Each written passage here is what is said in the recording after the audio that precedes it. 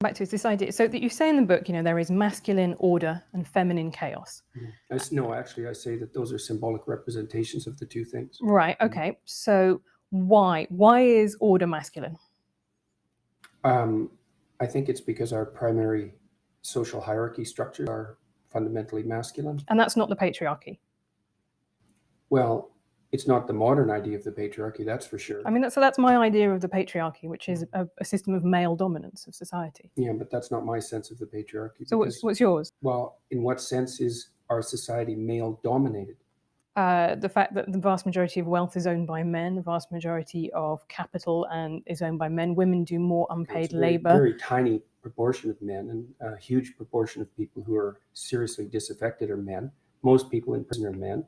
Most people who are on the street are men. Most victims of violent crime are men. Most people who commit suicide are men. Most people who die in wars are men. People who do worse in school are men. It's like, where's the dominance here precisely?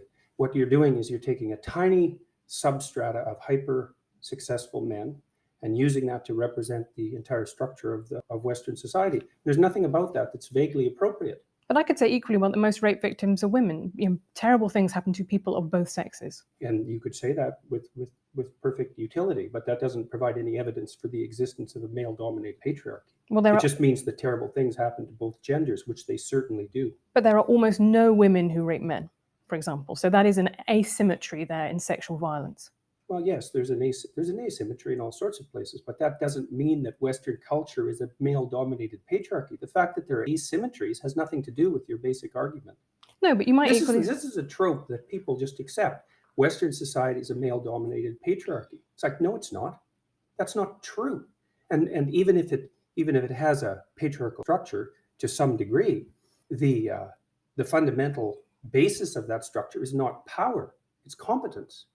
That's why our society works. It's only when a structure degenerates into tyranny that the fundamental relationships between people become dependent on power. It's not power. If you hire a plumber who's likely to be male, it's not because there's roving bands of tyrannical plumbers forcing you to make that choice. And it's the case with almost every interaction that you have at the face of our culture. You're dealing with people who are offering a service of one form or another, who are usually part of the broad middle class, and what you're looking for is the person who can offer the best service, and you can find it. It's not a consequence of being dominated by anything that's tyrannical. And then again, our culture, our Western culture, which is by no means perfect and certainly has tyrannical elements like all cultures do, is the least tyrannical society that's ever been produced, and certainly the least tyrannical society that exists now. So where's the patriarchy exactly in all of this? Well, saying that it's the least tyrannical society is not the same as saying it's not a tyrannical society. That's exactly why I said it was the least tyrannical But that's society. what I mean. So you haven't debunked the existence of patriarchy then. You've said that actually now is better I don't for have to debunk it. women. You have to demonstrate its existence. Okay, well, let's go through it. I'm writing a book about feminism in the moment. Until 1919, there were professions that women were barred from. They simply were not allowed to do it. Until 1880s. Why would you blame men for that? Because who was in those professions, who was guarding entry to those professions, who was worried about losing their status if women became doctors? What do you think it was that emancipated women in the 20th century, just out of curiosity? Well, a couple of different things. I think it was technology. I think it was the pill helped enormously because it gave when was that developed? Well, in the 60s. Right, so that wasn't 1919. No, but I also think it was a series of legal changes that started in Britain with the Married Women's Property Act, which said for the first time women are full legal beings under the law. They can own property. Mm-hmm. And that to me is a structure that has continued throughout, from a time when women didn't have the same legal rights as men to now when they mostly do, but culture still lags behind it. I don't think you and I are necessarily talking at such cross purposes. It's just that your conception of patriarchy, as I see it in the book, is that quite a lot of men are quite nice and they do nice things for women. And no, that's not my conception of patriarchy. I don't require men or advise them to be nice, ever. Well, you do talk about the guy who's the Tampon King, the sanitary towel king of India, right? I wouldn't call that nice. Okay, I would call that brave. Okay. Did you read about his life when he was trying to develop that? Yeah. God, it was absolutely miserable, and he did it anyways. He freed all sorts of women as a consequence. And I think that was nice. That's courageous. That's noble. That's visionary. It's not nice.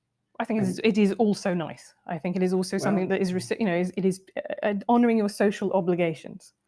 I'm not so sure that that's a social obligation, because many other people would have done it had it been a social obligation. He said what he was concerned about.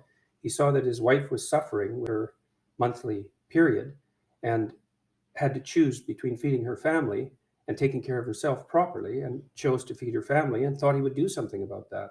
That goes way past nice, especially given what he had to suffer through to do all the experimentation that produced his eventual technology. So like this whole patriarchy thing, I think you have no idea how pernicious and dangerous it is. Well, no, I don't. I really don't. Go on. Throughout history have fundamentally cooperated.